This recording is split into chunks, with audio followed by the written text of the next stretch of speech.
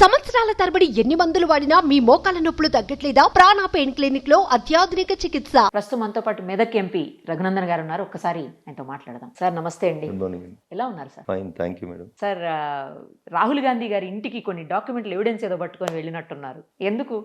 ఏం జరిగింది? వారు అవసరం లేని చోట వారు ఒక అంతర్జాతీయ పత్రిక అని ఒక స్టాక్ మార్కెట్లో ఒక చిన్న బ్రోకర్ తన షేర్ల విలువను పెంచుకొని అమ్ముకునేందుకు చేసిన ఒక వ్యాపార ప్రయత్నంలో భాగంగా జార్జ్ సరోయిన్ అనేటువంటి ఒక స్టాక్ మార్కెట్లో షేర్లు అమ్ముకునే ఒక బ్రోకర్ ఒక వార్త రాశాడు. అదేదో మన భారతదేశంలో వచ్చే పత్రిక కాదు, ఇంకొక పత్రిక కాదు, విదేశాలలో వచ్చే ఒక చిన్న మ్యాగజైన్లో ఒక ఆర్టికల్ రాసిండ్రు. రాస్తే దానికి ఈ దేశ ఆర్థిక వ్యవస్థను ముడిపెట్టి ఈ దేశం అంతా ఏదో అతలాకుతలం అయిపోయిందని, దేశం మొత్తానికి దోసుకొని అదాని గారికి ఇస్తున్నారని, ఇట్లా రకరకాలైనటువంటి వ్యాఖ్యానాలు చేయడం ఒక హక్కు అయితే, రెండోది దేశంలో ఉన్న అన్ని రాష్ట్రాలలో ముఖ్యమంత్రులను కూడా పోయి ధర్నా చేయండి, కూర్చోండి అని చెప్పి కాంగ్రెస్ పార్టీ ఇన్స్ట్రక్షన్స్ ఇచ్చింది. సో నేను రాహుల్ గాంధీ గారిని ఏమంటానంటే, అదాని గారు క్లియర్గా 2 సంవత్సరాల క్రితం ఢిల్లీలో ఒక ప్రముఖ ఆంగ్ల ఛానల్కి ఇంటర్వ్యూ ఇస్తూ తను మొట్టమొదటిసారిగా ఢిల్లీకి వ్యాపారం కోసం వచ్చినప్పుడు తనని ఎంకరేజ్ చేసింది, తనని ప్రమోట్ చేసింది అప్పుడు ఉన్నటువంటి RG1 అంటే రాజీవ్ గాంధీ గారు.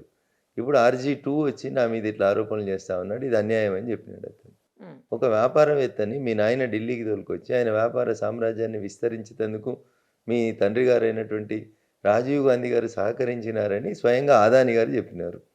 నిజంగా కూడా ఆయన ఢిల్లీకి వచ్చిన వ్యాపారం మొదలుపెట్టినప్పుడు దేశంలో అధికారంలో ఉన్నటువంటి పార్టీ కాంగ్రెస్ పార్టీ. మీరు అవన్నీ ఏం మాట్లాడకుండా ఎంతసేపు ఈ దేశ ఆర్థిక వ్యవస్థ మీద బురద జల్లేతందుకు ఏదో ఒక చిన్న దినపత్రికలోనో లేకపోతే వారపత్రికలోనో ఎవడో ఒక స్టాక్ బ్రోకర్ ఆయన షేర్లు అమ్ముడు పోతలేవు కాబట్టి అదాని షేర్లను డౌన్ చేయాలనే కుట్రతో రాసిన వ్యాసాన్ని తీసుకొని వచ్చి మొత్తం భారతదేశ ప్రజానీకం మీద రుద్దాలనుకున్నప్పుడు, సార్ మీరు రాస్తుంది ఒక చిన్న ఆర్టికల్ మీద, మీరు ఒక పాశ్చాత్య జర్నల్ మీద ఆధారపడి మాట్లాడుతున్నారు. మీరు 18వ లోక్సభలో ఒక ఎంపీ, నేను అదే 18వ లోక్సభలో ఒక ఎంపీగా అడుగుతున్నా. మీకు LOP అని ఒక ఇది ఉండొచ్చు, లీడర్ ఆఫ్ అపోజిషన్ అని ఒక కిరీటం ఉండొచ్చు. కానీ నేను కూడా ఒక సాంసద్గా ఒక ఎంపీగా నేను ఏమడుగుతున్నా అంటే, మీకు ఒక పత్రిక నచ్చింది, నాకు ఇంకొక పత్రిక నచ్చింది. ఇగో ఆ పత్రిక పేరు బ్లిడ్జ్. దాంట్లో ఈ కథనాలు వచ్చినాయి. మీరు ఒక అమ్మాయిని పెళ్లి చేసుకున్నారని, ఆమె ఫోటో వేసినారు. మీకు ఒక కొడుకున్నాడని, ఆయన వయసు 18 సంవత్సరాలని, మీకు కూతురు ఉందని, ఆమె వయసు 15 సంవత్సరాలని, ఇట్లా చాలా విషయాల పత్రిక లోపల రాసి ఫోటోలతో సహా వేసినాడు. మీతోటి ఇంకెవరో విదేశాలకు వచ్చినప్పుడు ఉంటున్నారని, ఈ లివింగ్ టుగెదర్ రిలేషన్లో ఉన్నారని, ఇట్లా ఈ దేశ లీడర్ ఆఫ్ అపోజిషన్ మీద ఒక పత్రిక బురద జల్లుతూ ఒక వార్త రాసింది. అది బాంబేలో, ఇండియాలో స్టార్ట్ అయినటువంటి ఒక పత్రిక. వేరియస్ రీజన్స్ తోటి అంతర్జాతీయ స్థాయిలో నడుస్తుంది ఆ పత్రిక. సో ఒక బంగ్లాదేశ్ ముస్లిం రాసినటువంటి ఆర్టికల్ అది. పోనీ నేను చిన్న అయినా అంటే ఆయన దేశంలో ప్రపంచంలో అనేక సార్లు ఆర్టికల్స్ రాస్తూ ప్రజలందరికీ తెలిసినటువంటి ఒక జర్నలిస్ట్.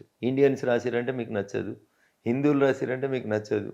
మీ వంశానికి సంబంధించిన ఆయన్నే ముస్లిం ఒక ఆయన రాసినాడు, మీ గురించి రాసినాడు, మీ చరిత్ర ఈ దేశ ప్రజల ముందు ఉంచినాడు. నేనేమడుగుతున్నాను నిరుపమ్ గారు అంటే, మీకు ఒకటే పేపర్ కనబడుతుంది, మీరు ఇంకో పేపర్ చూస్తలేనట్టున్నారు. బహుశా ఈ పేపర్ చూడండి, దీంట్లో ఏమొచ్చిందో ఒకసారి మీరు ఆలోచించండి. మీరు మీ తల్లిగారు దీనికి సమాధానం ఇవ్వాలి. ఎందుకంటే లీడర్ ఆఫ్ అపోజిషన్ గురించి అంత చెడ్డ వార్తలు వచ్చినప్పుడు ఈ దేశం తెలుసుకోవాలనుకుంటుంది. నిజంగా మీకు పెళ్ళయిందా, పిల్లలు ఉన్నారా, ఉంటే ఆ అమ్మాయిని ఈ దేశంకి తీసుకురావడంలో మీకు ఉన్నటువంటి ఇబ్బంది ఏందని ఒక ఎంపీగా నేను పోయి ఆ పత్రిక కాపీని వాళ్ళ కార్యాలయంలో, వాళ్ళ ఇంటిలో, ఆయన ఉండేది 11 తుగ్లక్ రోడ్ అంటే అక్కడికి వెళ్ళాను.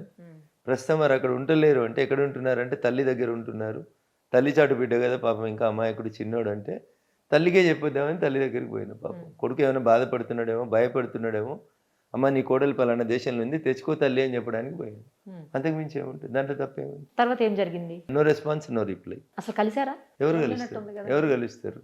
సెక్యూరిటీ వాళ్ళు గేట్లు ఓపెన్ చేసినారు, లోపలికి పంపించినారు. వాళ్ళని కలవాలంటే వాళ్ళకి అపాయింట్మెంట్ ప్రొసీజర్ ఉంటుందంట, వాళ్ళు ఎవరిని పడితే వాళ్ళని కలవరంట. సో రిసెప్షన్ దాకా పిలిచారు ఇంటి లోపలికి, రిసెప్షన్లో ఇచ్చి పొమ్మన్నారు, రిసెప్షన్లో ఇచ్చి వచ్చాం. వాళ్ళ చదివి మనకి ఏమైనా ఉత్తరం ఇస్తారేమని కింద నా పేరు, అడ్రస్, ఫోన్ నెంబర్ కూడా రాసి ఇచ్చొచ్చు.